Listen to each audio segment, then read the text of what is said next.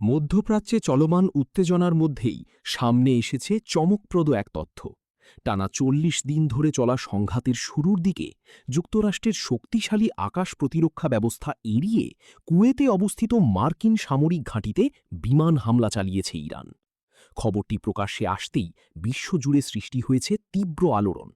কিন্তু প্রশ্ন হল, মার্কিন রাডারকে ফাঁকি দিয়ে কিভাবে এই কঠিন অভিযান সফল করল তেহরান? মধ্যপ্রাচ্যের উত্তেজনাপূর্ণ পরিস্থিতির মধ্যে সামনে এসেছে এক বিস্ময়কর সামরিক ঘটনার তথ্য। রক্তক্ষয়ী এই সংঘাতের মাঝেই ইরানের একটি যুদ্ধবিমান অত্যাধুনিক আকাশ প্রতিরক্ষা ব্যবস্থা ভেদ করে যুক্তরাষ্ট্রের একটি সামরিক ঘাঁটিতে সফলভাবে আঘাত এনেছে, যা সাম্প্রতিক সময়ের অন্যতম আলোচিত ঘটনায় পরিণত হয়েছে।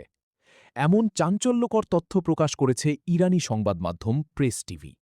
তাদের দাবি অনুযায়ী সংঘাতের শুরুর দিকেই কুয়েতে অবস্থিত মার্কিন ঘাঁটিতে এই হামলা চালানো হয়। একাধিক স্তরের আকাশ প্রতিরক্ষা ব্যবস্থা থাকা সত্ত্বেও সেটিকে পাশ কাটিয়ে ইরানি বিমানটি নির্দিষ্ট লক্ষ্যবস্তুতে আঘাত করে এবং নিরাপদে ফিরে যায়।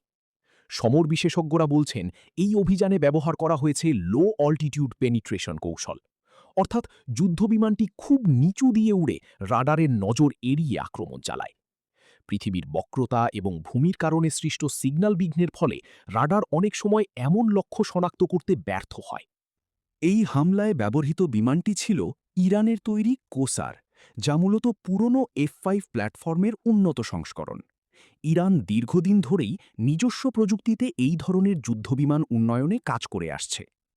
বিশেষজ্ঞদের মতে, কুয়েতে ক্ষেপণাস্ত্র ও ড্রোন হামলার মাধ্যমে প্রতিরক্ষা ব্যবস্থাকে ব্যস্ত রেখে একই সময়ে এই বিমান হামলা চালানো হয়, ফলে প্রতিরক্ষা ব্যবস্থার মধ্যে এক ধরনের বিভ্রান্তি তৈরি হয়। ঘটনাটি নিয়ে আন্তর্জাতিক মহলে শুরু হয়েছে ব্যাপক আলোচনা। অনেক বিশ্লেষক মনে করছেন, এটি শুধু একটি সামরিক হামলা নয়, বরং যুক্তরাষ্ট্রের আধুনিক প্রতিরক্ষা ব্যবস্থার সীমাবদ্ধতারও একটি উদাহরণ হতে পারে।